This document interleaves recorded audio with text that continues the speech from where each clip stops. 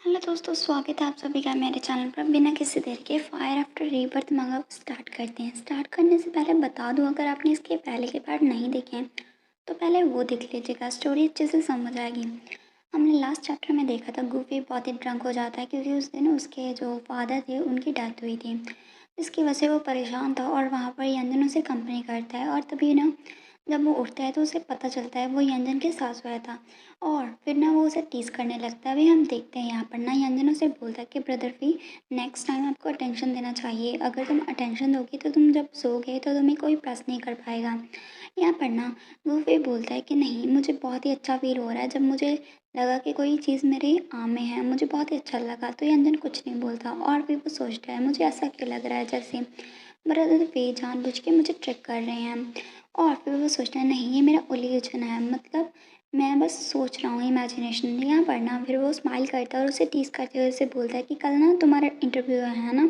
और फिर वो बोलता है तुम्हारी ट्रेनिंग कैसे जा रही है। तो यंजन बोलता है कि मेरी ट्रेनिंग बहुत ही अच्छी जा रही है और मैं ट्रेनिंग के साथ बहुत ही अच्छे से घुल मिल भी पा रहा हूँ। और यहाँ पर वो सोचता है अपने मन में, वैसे तो मैंने मेरी एबिलिटी सिंग और डांस करने की सिर्फ 70% ही रिकवर की है पास्ट लाइफ से, लेकिन अगर मुझे थोड़ा सा और टाइम मिल जाएगा तो मैं इसे कम्प्लीटली रिकवर कर लूँगा। तभी यहाँ पर गुफी बोलते हैं कि वेल, मैं तुमसे ना एक बार और बोलना चाहता हूँ।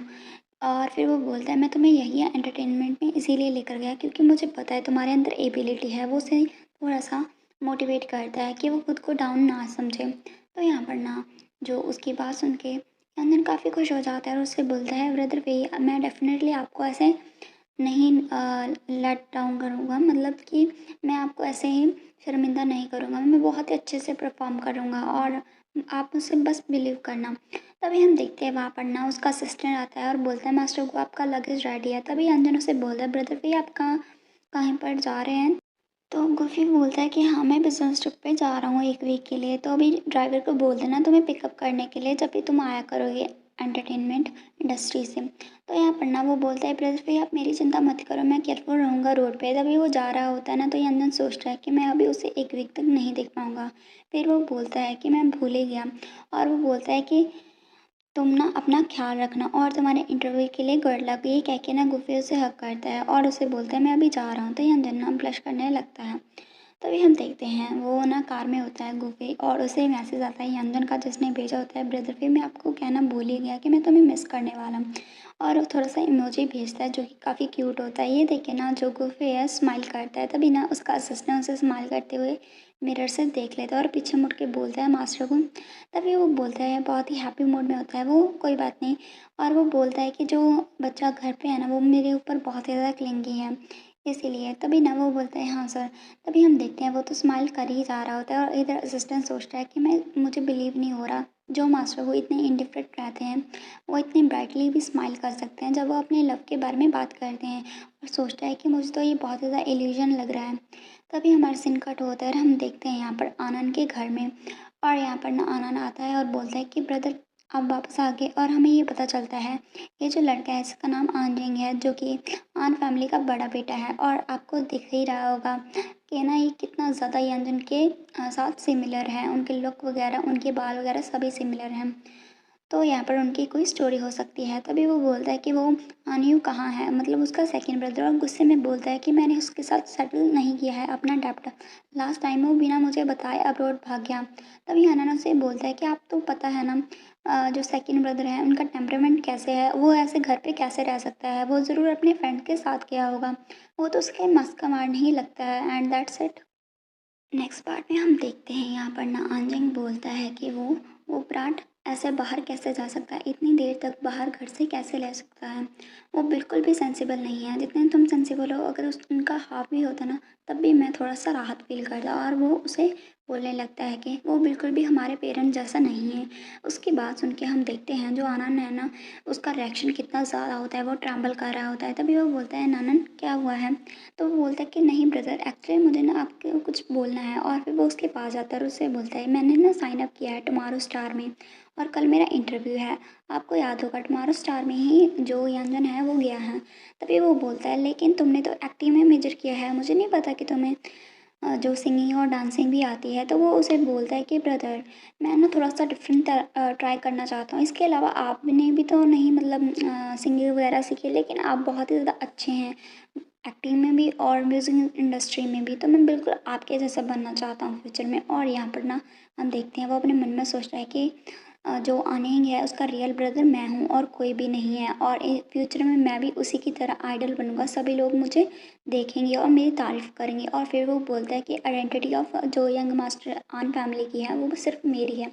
और फिर ना उसे याद आता है यहाँ पर ना यंजन का, तो आपको पता चल ही गया होगा कि जो लियन है वही है शायद इसका यंग मास्टर, मतलब इस फैमिली का। और यहाँ पर शायद वो स्वैप वगैरह हो गए होंगे, वो हमें स्टोरी के आगे आगे पता चलता रहेगा। तभी हम देखते हैं उसके एक्सप्रेशन बहुत ही गंदे से होते हैं और वो बोलता है कि नहीं, ये सिर्फ मैं हो सकता हूँ और मैं हर चीज़ उससे ले लूँगा। और यहाँ पर ना आनिंग उससे बोलता है कि तुम्हें अभी भी मेरे साथ इस तरह मस्ती करना पसंद है, तुम अभी भी मेरे साथ वैसे ही अटैच्ड हो जैसे तुम बच्चे थे तब थे। और फिर वो उससे बोलता है जब तक तुम हैप्पी हो मैं तुम्हें पहले ही लेकिन बता दूँ कि मैं सभी प्लेयर्स को इक्वली ट्रीट करूँगा। तो वो बोलता है ब्रदर, मेरे बारे में चिंता करने की ज़रूरत नहीं है, मैं आपके साथ अपनी रिलेशनशिप पर रिलाई नहीं करूँगा, मैं खुद की स्ट्रेंथ पर बनूँगा और मैं अपने खुद से ही मतलब जो इंटरव्यू वगैरह है वो निकालूँगा, आपको किसी चीज़ के बारे में चिंता करने की ज़रूरत नहीं है। तभी हम देखते हैं उसका भाई उसे बोलता है ठीक है फिर मैं तुम्हारी परफॉर्मेंस को देखने के लिए इंतज़ार करूँगा। तभी वो बोलता है हाँ। और फिर ना आगे वो बोलता है कि बाय द वे ब्रदर, मुझे आपसे कुछ कहना है। एक मेरे हाई स्कूल में क्लासमेट था, उसने भी साइन अप किया है इंटरव्यू के लिए। तो वो बोलता है अच्छा ऐसा है। और फिर वो बोलता है उसका सरनेम लेन है, उसका नाम लेन किनयान है, और वो मेरा अच्छा फ्रेंड था जब हम हाई स्कूल में थे, और मैं होप करता हूँ कि वो भी मेरे साथ ट्रेन करे साथ में। और फिर वो बोलता है कि मुझे बहुत ही अच्छा फ़ील होगा। तो फिर वो बोलता है उसका भाई कि मैंने तो इसका नाम पहले से ही सुना तुमसे। तो वो बोलता है कि उसकी फैमिली कंडीशन अच्छी नहीं थी, इसलिए उसने स्कूल ड्रॉप कर दिया अपने थर्ड ईयर में ही। और आगे वो बोलता है मुझे याद है एक बार मैंने मेरा वॉलेट लॉस्ट कर दिया था और मुझे उसके स्कूल बैग में मिला था, मतलब वो उसे भड़काने की कोशिश करता है। फिर आनंद उसे बोलता है लेकिन मैंने कभी भी नहीं सुना कि वो सिंग और डांस भी कर सकता है, लेकिन वो सडनली ऑडिशन दे रहा है, मतलब वो उसे कहना चाहता था कि उसके पीछे ज़रूर कोई ना कोई पावर है। तो अनिल उसे बोलते हैं ठीक है मैं उस पर आँख रखूँगा, मतलब मैं उसे देखूँगा। और फिर वो सोचता है कि अगर उसके पास कोई स्ट्रेंथ नहीं हुई तो मैं उसे नहीं तुम्हारे साथ ट्रेन करने दूंगा। तो यहाँ पर अनन्या उसे बोलता है थैंक यू ब्रदर, और हम आधे घंटे पहले का सीन देखते हैं। यहाँ पर ना जो आनंद है उसे कोई फ़ोन करता है कि नानी, हमारी कंपनी में एक न्यू ट्रेनी आया है लिनियान, और वो इमीडिएटली ही ऑडिशन में सिलेक्ट हो गया, मतलब इंटरव्यू देने जा रहा है। और मैंने इतनी फ़ाइट की अपॉर्चुनिटी पाने के लिए, लेकिन वो मेरे से पहले पहुंच गया, ये कितना ज़्यादा अनफेयर है, शायद वो उसका कोई दोस्त वगैरह होगा। फिर वो उसे बोलता है तुमने क्या कहा, उसका नाम क्या है। फिर वो उसे बताता है उसका नाम लेनियान है। तो उसकी बात सुन के ही उसके एक्सप्रेशन चेंज हो जाते हैं और सोचता है कि लेनियान, मुझ पर ब्लेम मत करना अगर मैंने तुम्हें इसे हॉन्ट किया तो। और फिर हम देखते हैं यहाँ पर जो लू है ना वो आता है, और यहाँ पर वो देखता है जो लू यूकी है और यंजन दोनों साथ में प्रैक्टिस करते हैं। और यहाँ पर ना वो सोचता है कि मैंने नहीं सोचा था जो लेनियन है वो इतना ज़्यादा टैलेंटेड होगा। और फिर वो सोचता है कि ये तो बहुत ही स्मॉल सा ट्रेजर लग रहा है मुझे, और ये बहुत ही ज़्यादा टैलेंटेड भी है। टैलेंट होना अलग बात है, लेकिन हार्ड वर्किंग होना अलग बात है। वो बहुत ही ज़्यादा हार्ड वर्क करता है, उसका करेक्टर भी बहुत ही ज़्यादा प्लीजिंग है। नो वंडर जो गोफी है उसे इतना ज़्यादा वैल्यू देता है। ये सोच के उसके नज़दीक जाता है और उससे बोलता है इस किड का जो फ्यूचर बहुत ही ज़्यादा ब्राइट है। और फिर वो उससे बोलता है ठीक है अभी तुम रेस्ट कर लो, काफ़ी देर से तुम लोग प्रैक्टिस कर रहे हो। और उसे बोलता है कि तुम्हें कल सॉन्ग वगैरह है वो प्ले करना है, वरना तुम थक जाओगे। तो वो ना उसे ग्रीट करता है हेलो ब्रदर लू।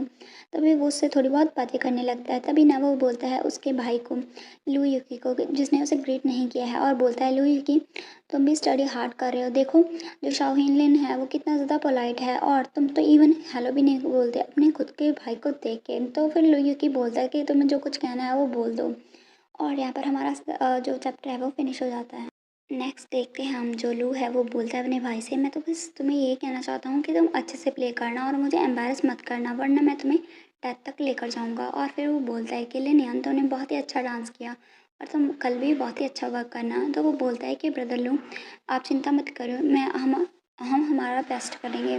तभी लियू की सोचता है कि जो मतलब लिनियन है ना वो अपनी फर्स्ट क्लास सिंगिंग और डांसिंग स्कूल में सी पोजीशन पे डेब्यू करेगा। ये तो बहुत ही शर्म की बात है। तभी हम देखते हैं लिनियाना वहाँ पर उसे कोई मैसेज आता है और फिर उसे फ़ोन आता है उसकी मॉम का। वो बोलता है मॉम और सोचता है कि रीबर्थ होने के आधे मंथ बाद आज वो पहली बार मुझे कांटेक्ट कर रही हैं। फिर उसकी मॉम बोलती है लिनियान तुमने अभी तक हम घर पर कॉल नहीं किया है।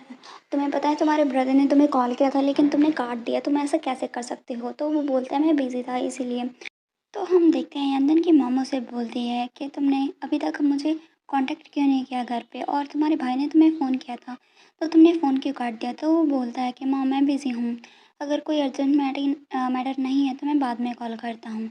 तो उसकी मॉम उसे बोलती है कि मैं एक्सीडेंटली फेल हो गई थी जब मैं कुकिंग कर रही थी और अभी मैं खुद को वॉक करने के लिए फ़ोर्स कर रही हूँ, मुझसे वॉक नहीं हो रही है। तुम्हारे डैड भी घर पे नहीं है, तुम्हारा भाई स्कूल में रहता है, तो अभी अगर तुम फ्री हो तो क्या तुम घर पर आ सकते हो और मेरी ख्याल रख सकते हो? तो वो ओके बोल देता है और फिर वो सोचता है कि सिर्फ इसी टाइम पे वो मुझे याद करती है। फिर हम देखते हैं वो अपने घर पे चला जाता है और जैसे वो घर पे आता है तो देखता है उसकी मॉम बैठी होती है और उसके पैर पे शायद चोट लगी होती है या फिर वो नाटक कर रही है, वो हमें बाद में पता चलेगा। और उससे बोलती है शायन तुम वापस आ गए हो। तो वो उससे बोलती है कि मैम कहाँ पर हर्ट हो रहा है? तो वो बोलती है कि मेरे राइट फुट में, और फिर वो उसे मसाज करने के लिए बोल देती है। फिर जैसे ही लिनियन उसे देखने लगता है वो बोलता है कि मुझे लगता है कि थोड़ा-सा स्वेलो हो गया है और कुछ भी नहीं। और फिर उसकी मॉम बोलती है कि मुझे याद है मैंने कई बार मेडिसिन रखी थी लेकिन मुझे नहीं दिखाई दे रही है, जाओ जाकर रूम में ढूँढो, शायद वो वहीं थी। तभी ना वो उसे बोलती है ठीक है तुम यहीं पर बैठो मैं जाकर लेकर आता हूँ। और जैसे ही वो अंदर जाता है तो हम क्या देखते हैं, वो वहाँ पर मेडिसिन नहीं होती। वो अपनी मॉम को बोलता है मॉम क्या आपको रॉन्गली याद है, यहाँ पर तो कोई मेडिसिन नहीं है। तो फिर ना हम देखते हैं उसकी मॉम ना बाहर से उसे कुंडा लगा देती है, लॉक लगा देती है और फिर वो बोलता है कि मॉम आप क्या कर रहे हैं? मुझे जल्दी से बाहर जाने दो, आप मुझे लॉक क्यों कर रहे हैं? तो उसे मॉम उसे बोलते हैं कि मॉम तुम्हारे अच्छे के लिए ही ऐसा कर रही है, और मैंने सुना है कि तुम टैलेंट शो पर जा रहे हो, लेकिन मैंने कभी नहीं सुना कि तुमने सिंग और डांस की प्रैक्टिस की है या फिर तुम्हें आता है, और तुम ऐसे स्टेप पे क्यों जा रहे हो? तभी ना उसकी मॉम उसे बोलती है ये सब तो रिच लोगों के चोचले हैं।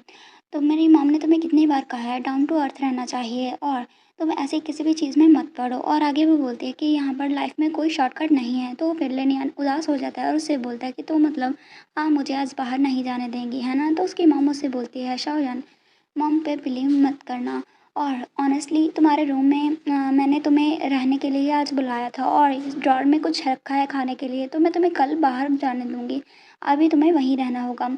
तो उसकी मॉम की बात सुन के ना लिनियन उसे बोलता है कि आपको कैसे पता है कि मैं टैलेंट शो के लिए जा रहा हूँ? तो उसकी मॉम उससे बोलती है ये इम्पोर्टेंट नहीं है, बस तुम ये याद रखो कि मैं तुम्हें हर्ट नहीं करूँगी। तो लिनियन ना उदास होके बोलता है ठीक है, अभी ऐसा कहने की ज़रूरत नहीं है, और वो वहीं पे बैठ जाता है। मुझे पता है आप हर चीज़ मेरे अच्छे के लिए ही करती हैं।